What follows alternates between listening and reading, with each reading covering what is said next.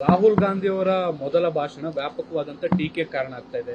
ಹಿಂದೂ ವಿರೋಧಿ ಭಾಷಣ ಮಾಡಿದ್ದಾರೆ ಅಂತ ಆರೋಪ ಮಾಡ್ತಿದ್ದಾರೆ ಬಹಳ ಜನ ಬಿಜೆಪಿ ನಾಯಕರು. ರಾಹುಲ್ ಗಾಂಧಿರವರು ಪಾರ್ಲಿಮೆಂಟ್ ಅಲ್ಲಿ ಏನು ಭಾಷಣವನ್ನ ಮಾಡಿದ್ದಾರೆ, ಅವರು ಹಿಂದೂಗಳ ವಿರುದ್ಧ ಮಾತಾಡಿಲ್ಲ. ಏನು ಕೆಲವು ಬಿಜೆಪಿಯ ಹಿಂದೂಗಳು ಏನು ಗುತ್ತಿಗೆಯನ್ನ ತೆಗೆದುಕೊಂಡಿದ್ದಾರೆ ಅವರ ಬಗ್ಗೆ ಮಾತಾಡಿರೋದು. ಹಿಂದೂ ಅಂದ್ರೆ ನರೇಂದ್ರ ಮೋದಿ ಅಲ್ಲ, ಹಿಂದೂ ಅಂದ್ರೆ ಬಿಜೆಪಿ ಅಲ್ಲ.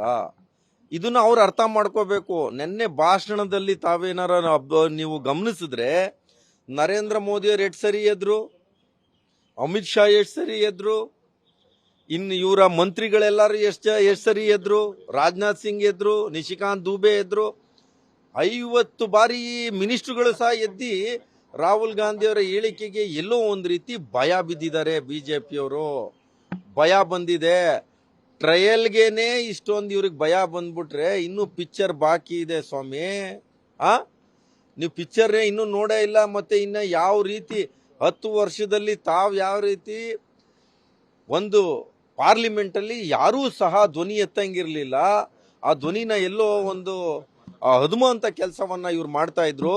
ಈಗ ರಾಹುಲ್ ಗಾಂಧಿ ಅವರು ವಿರೋಧ ಪಕ್ಷ ನಾಯಕರಾಗಿ ಏನು ಅವರ ಧ್ವನಿಯನ್ನ ಎತ್ತಿದ್ದಾರೆ, ಅದಕ್ಕೆ ಬಿಜೆಪಿಯವರು ಇದನ್ನ ಮಾಡ್ಕೊಳಕ್ ಆಗ್ತಾ ಇಲ್ಲ, ಸಹಿಸ್ಕೊಳಕ್ ಆಗ್ತಾ ಇಲ್ಲ. ಅದಕ್ಕೆ ಏನಪ್ಪಾ ಅಂದ್ರೆ ಬಿಜೆಪಿಯವರು ಹಿಂದೂ ಹಿಂದೂ ಅಂತ ಹೇಳಿ ಈಶ್ವರನ್ನ ಫೋಟೋವಾಗಿ ವಿಚಾರವಾಗಿ ಹೇಳ್ತಾರೆ. ತಾವು ಸ್ಪಷ್ಟವಾಗಿ ವಿಡಿಯೋದ ಎತ್ತಬೇಕು. ಎಲ್ಲಾ ಧರ್ಮದ ಫೋಟೋಗಳು, ಎಲ್ಲಾ ಫೋಟೋಗಳನ್ನು ಸಹ ಅವರು ತೋರಿಸಿದ್ದಾರೆ. ಆದ್ರೆ ಬಿಜೆಪಿಯವರಿಗೆ ಎಲ್ಲೋ ಒಂದು ರೀತಿ ಏನು ಭಯ ಬಂದಿದೆ, ಆ ಭಯ ವಿಚಾರವಾಗಿ ಏನು ಒಂದು ದೇಶದಲ್ಲಿ ನೀಟ್ ವಿಚಾರದಲ್ಲಿ ಪೇಪರ್ ಸೋರಿಕೆ ಆಗಿದೆ, ಅದ್ರ ಬಗ್ಗೆ ಇವ್ರಿಗೆ ಹೇಳಿಕೆ ಕೊಡಕ್ ಆಗ್ತಾ ಇಲ್ಲ. ಏನ್ ಕರ್ನಾಟಕದಿಂದ ಮತ್ತೆ 17 ಏನು ದಂಡಪಿಂಡ ಎಂಪಿಗಳು ಬಂದಿದ್ದಾರೆ, ಅವರು ಅದ್ರ ಬಗ್ಗೆ ಇವತ್ತವರೆಗೂ ಒಂದು ಹೇಳಿಕೆ ಕೊಡ್ತಾ ಇಲ್ಲ. ಈ ದೇಶಕ್ಕೋಸ್ಕರ ಅಗ್ನಿವೀರ್ನ ಒಬ್ಬ ಯುವಕ ಹುತಾತ್ಮ ಆಗ್ತಾರೆ, ಅವನ್ನ ಹುತಾತ್ಮ ಅಂತ ಕರೆಯಕ್ಕೆ ಇವ್ರ ಕೈಲಿ ಆಗ್ತಾ ಇಲ್ಲ. ಅದನ್ನೆಲ್ಲವನ್ನು ಬಿಟ್ಟು ಇಡೀ ದೇಶದ ಜನರನ್ನ ಎಲ್ಲೋ ಒಂದು ರೀತಿ ಮೈಂಡನ್ನ ಬೇರೆ ಕಡೆ ಎಳ್ಕೊಂಡು ಹೋಗೋದಿಕ್ಕೆ, ಪೇಪರ್ ಲೀಕ್ ವಿಚಾರವನ್ನ ಎಲ್ಲೋ ಮರೆಸ್ಲಿಕ್ಕೆ ಈ ರೀತಿಯಾದಂಥ ರಾಹುಲ್ ಗಾಂಧಿ ಅವರು ಹಿಂದೂ ವಿರುದ್ಧ ಮಾತಾಡಿದ್ರು ಅಂತ ಹೇಳ್ತಾರೆ. ಅವ್ರು ಯಾವತ್ತೂ ಮಾತಾಡಲ್ಲ. ಅವರಷ್ಟು ಅಪ್ಪಟ ಹಿಂದೂ ಇನ್ಯಾರೂ ಇಲ್ಲ. ದಯವಿಟ್ಟು ಬಿಜೆಪಿಯವ್ರು ತಾವು ಅರ್ಥ ಮಾಡ್ಕೋಬೇಕು. ನೀವೇನು ಗುತ್ತಿಗೆ ತಗೊಂಡಿದ್ದೀರಲ್ಲ, ಆ ಗುತ್ತಿಗೆ ಬಿಡಿ.